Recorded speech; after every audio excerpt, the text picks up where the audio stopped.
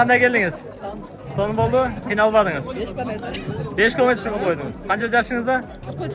43 yoshda. Azamat. 43 yoshda Burlayjin 5 kilometrga keldi.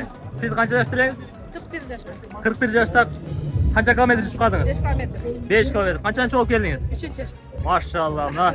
Tamaracım 3-cü olub geldi 5 kilometrga. Burlayjin siz qancha chiqdingiz? 5 kilometr. Siz de 5'e çıkardınız. Maşallah. En sonun azamatsız. Sizlerde neler var olsa o da kalsa Kırgızistan'ın kereçek aldı da azamatsızlar. Buna bugün ilk yol maratonu bolçadat. Ayvay sonun uyuşturucularga da tereң razı bildireriz. En mıқты dengede ötkөрüldü. Bazıgın kıldatlara uyuşturucudur. Yol kıymılları toplatıp 3 kilometrege özünçü aralık, 5 kilometrege özünçü aralık, 10 kilometrege özünçü aralık olan maraton bugün Oş şahrında olup ötüyor. Hazırda 10 kilometreler çıkıp ketkenleri gelişi gerek. Onlar gelgenge çeyin bizi maksatla ekeriz. Size da tutacaklar. Maksat düzelir. Rekabetçide ortamına kızmak geliyor. Okutmacısı.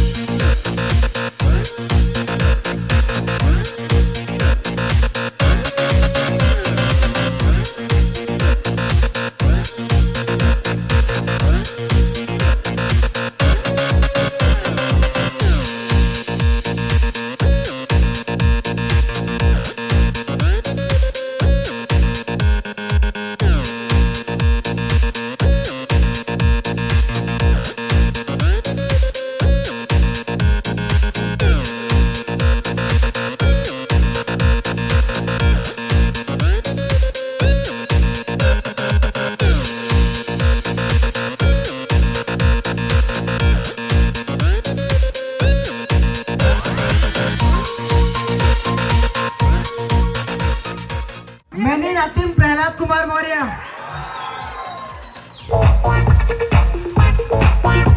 Okay, freestyle, come on.